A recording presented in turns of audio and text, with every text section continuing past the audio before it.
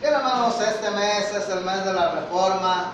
Es el mes en el que recordamos cómo fue que aquellos hombres llegaron a reformar a la iglesia, cómo volvieron nuevamente a la Escritura, cómo volvieron nuevamente a Dios, cómo volvieron nuevamente a creer y a enseñar que la salvación es solamente por la fe en nuestro Señor y Salvador Jesucristo.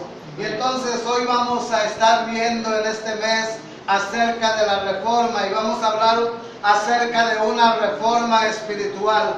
La iglesia hoy en día necesita nuevamente reformarse. Aquellos reformadores dieron una frase que dice: la iglesia reformada siempre reformándose. Y qué interesante que la iglesia necesita una reformación. Necesitamos reformarnos, necesitamos nuevamente tomar el rumbo, volver a la palabra, y el tema para esta hora le he titulado Reformándome para ser una iglesia de poder. Aquí encontramos algo importante en esta enseñanza del Señor Jesús, en estos pasajes que hemos leído. Encontramos primeramente cómo la iglesia había perdido la razón de ser, había perdido el motivo por el cual Dios tenía la iglesia en ese lugar de Jerusalén. Y dice la palabra del Señor que había en ese lugar solamente aquellos que vendían, aquellos que compraban, aquellos que cambiaban. Y dice la palabra de Dios, el Señor les dijo: escrito está, mi casa, casa de oración será llamada, mas vosotros la habéis hecho cueva de ladrones. Qué dura palabra del Señor Jesús. El templo de Dios convertido en un mercadito, convertido en un bazar, convertido en donde solamente había lugar para los negocios, en donde solamente se preocupaban por las entradas, se preocupaban por las finanzas, se preocupaban por las ventas, pero no se preocupaban por adorar a Dios. Es interesante ver cómo la iglesia necesitaba reformarse, y el Señor Jesús habla y comienza a hacer algo importante. Dice la palabra del Señor que el Señor Jesús, cuando vio eso, dice: entró Jesús en el templo de Dios, echó fuera a todos los que vendían, compraban en el templo, volcó las mesas de los cambistas y las sillas de los que vendían palomas. Lo primero que hace es una limpieza, es una pureza, es una limpieza que necesitaba su iglesia para poder ser la iglesia que Dios quería que fuera. Y es interesante ver cómo nosotros tenemos que purificarnos. Ahora nosotros somos el templo de Dios. Dice la palabra del Señor que el Espíritu de Dios está en nosotros y nosotros llegamos a ser el templo de Dios. Ahora nosotros somos el templo de Dios. Por lo tanto, lo primero que tenemos que hacer personalmente es precisamente permitir que el Señor transforme nuestras vidas. ¿Cómo voy a purificarme para Dios? ¿Cómo voy a limpiar mi vida para Dios, para poder ser el hijo, la hija de Dios que Dios quiere de mí? Primeramente encuentro que necesito nuevo nacimiento. Si no es la ayuda de Dios, yo no voy a poder hacer nada. Primeramente necesito nacer de nuevo. Juan capítulo 3, versículo 3 dice: respondió Jesús y le dijo: de cierto te digo, que el que no naciere de nuevo no puede ver el reino de Dios. Primeramente es ese cambio de relación con el Señor.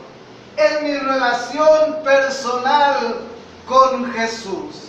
Una vez que yo tengo a Jesucristo, una vez que yo tengo esa comunión con Dios, una vez que yo tengo esa relación de hijo, de hija de Dios, entonces voy a comenzar a caminar en ese proceso de santificación. Primeramente también debo de hacer morir las obras de la carne. Para purificarme, para limpiarme, para estar limpio delante de la presencia de Dios, yo necesito primeramente hacer morir las obras de la carne. Porque dice la palabra del Señor que la carne y el espíritu se oponen entre sí para que no hagamos lo que queramos. Hay una lucha.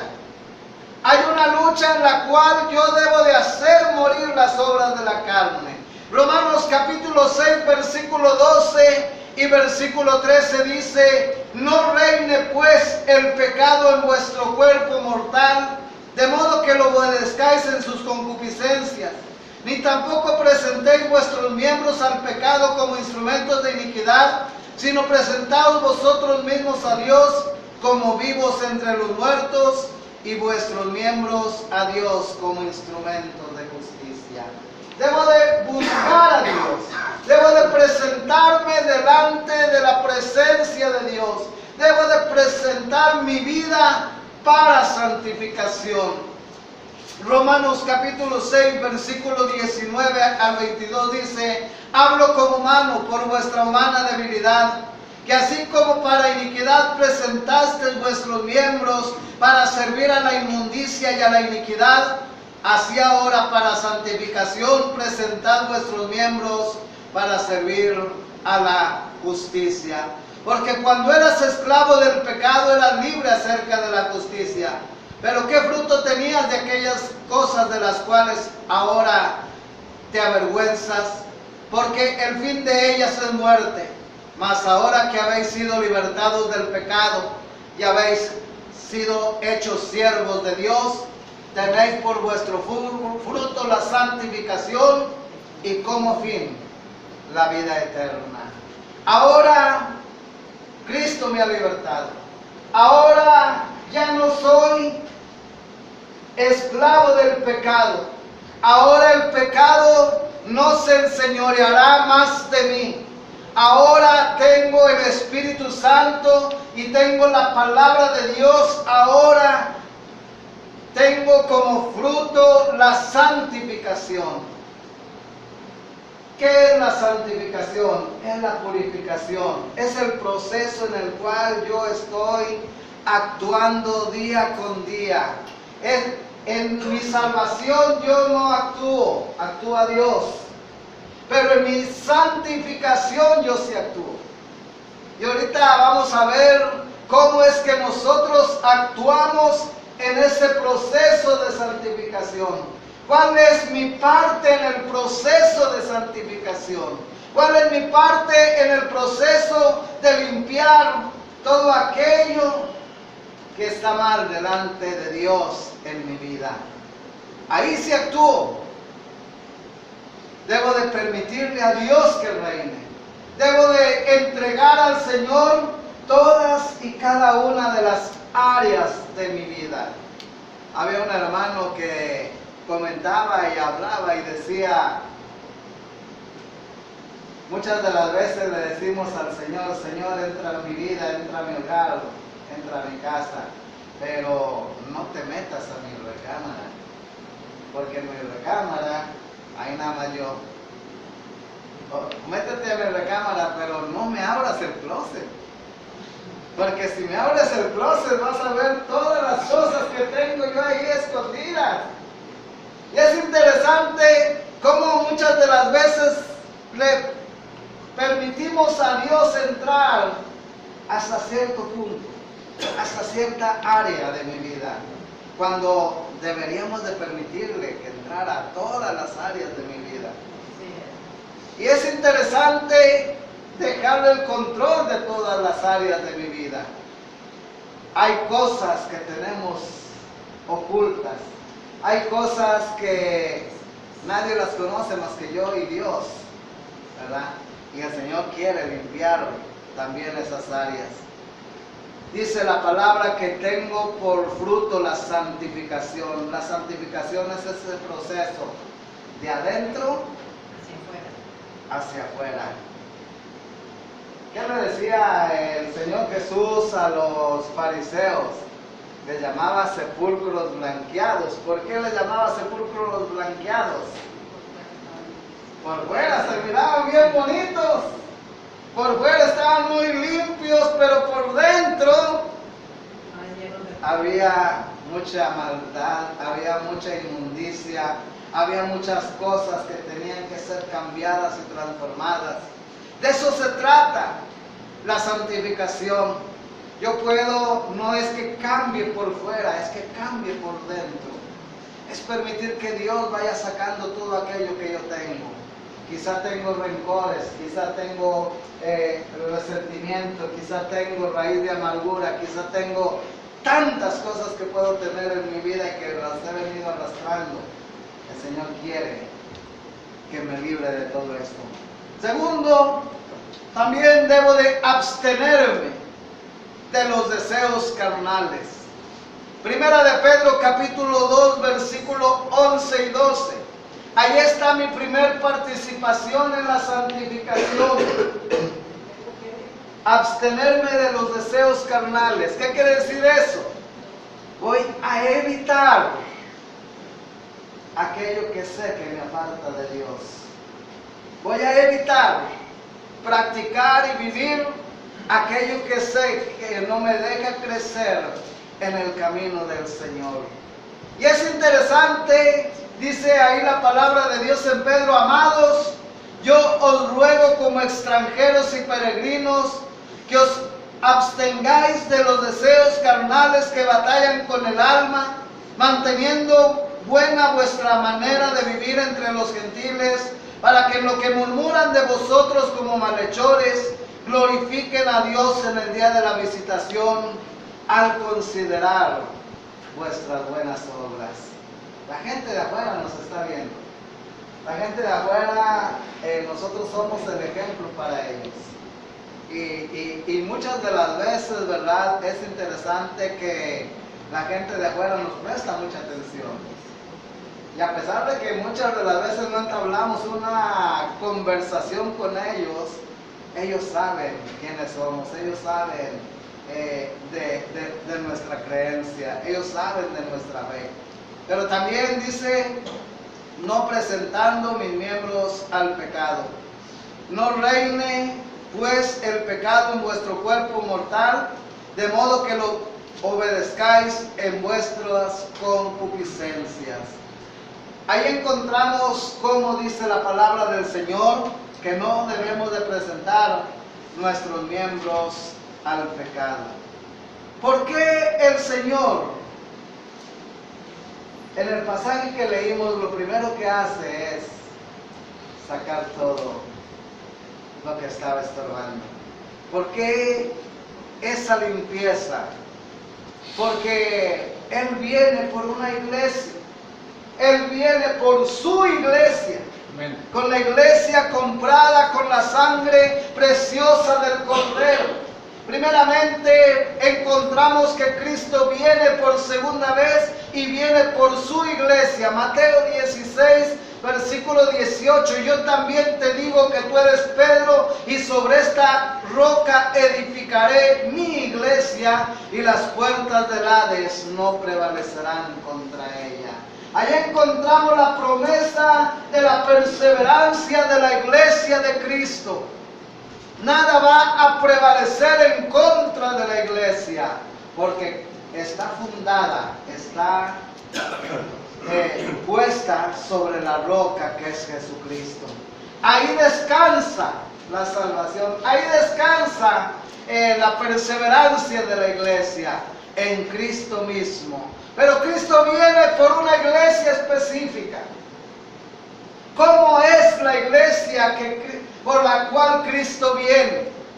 Encontramos en Efesios capítulo 5, versículo 27. Dice: a fin de presentársela a sí mismo una iglesia gloriosa, que no tuviese mancha, ni arruga, ni cosa semejante, sino que fuese santa y sin mancha. Interesante ver la iglesia que Cristo quiere, una iglesia gloriosa, una iglesia santificada, una iglesia pura, una iglesia sin mancha, una iglesia sin arruga, una iglesia sin defecto.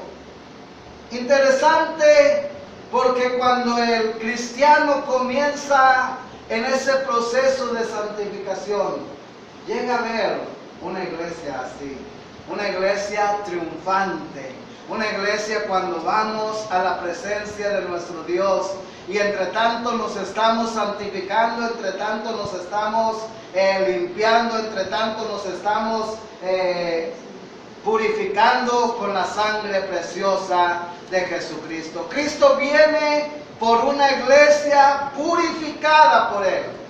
Efesios 5:26.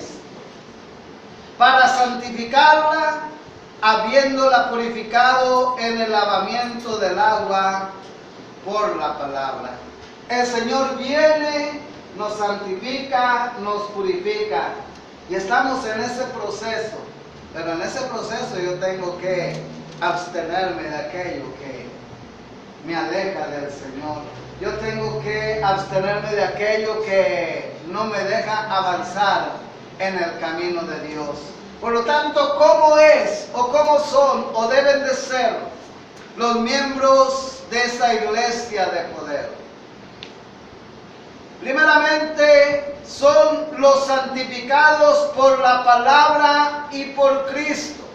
Juan 17:17 dice: santifícalos en tu verdad, tu palabra es verdad. ¿Cómo me voy a santificar? A través de la palabra. A través de la palabra voy a encontrar cómo es que Dios quiere que viva. Cómo es que Dios quiere que me comporte. Cómo es que Dios quiere que me transforme. Cómo es que Dios quiere que crezca para llegar a ser ese hijo, esa hija que Él quiere. Pero también son los santificados y santos. Levítico 20:7-8. Santificaos pues y sed santos, porque yo Jehová soy vuestro Dios. Y guardad mis estatutos y ponedlos por obra, yo Jehová que os santifico. Dice el Señor: yo ya te santifiqué, ahora tienes que ser santo. Ser santos porque yo soy santo. Así como mi Señor es santo, yo debo también estar o ser santo. Dice la palabra del Señor que no es fácil santificarte, no es fácil apartarte, no es fácil limpiarte, pero el Señor nos llama a eso. Pero también dice los limpios de manos. Salmo 24, versículo 3-5. ¿Quién subirá al monte de Jehová? ¿Y quién estará en su lugar santo? El limpio de manos y puro de corazón, el que no ha elevado su alma a cosas vanas ni jurado con engaño, él recibirá bendición de Jehová. El que se limpia, el limpio de manos, el que tiene un corazón puro, el que se santifica para el Señor, el que se purifica para Dios, ese va a entrar a la presencia del Señor. Los que le adoran en espíritu y en verdad. Dice Juan 4, 23-24, mas la hora viene y ahora es, cuando los verdaderos adoradores adorarán al Padre en espíritu y en verdad, porque también el Padre tales adoradores busca que le adoren. Dios es espíritu y los que le adoran en espíritu y en verdad es necesario que le adoren. ¿Qué es algo necesario? Algo que se necesita, algo que no puedo eludir, algo que no puedo dejar a un lado. La adoración a Dios es algo necesario. La adoración en espíritu, la adoración en verdad es algo necesario. Es algo que necesito. Es parte de mi vida como hijo y como hija de Dios. Vamos a continuar este mes hablando acerca de este tema, reformándome para ser una iglesia de poder. Que Dios los bendiga.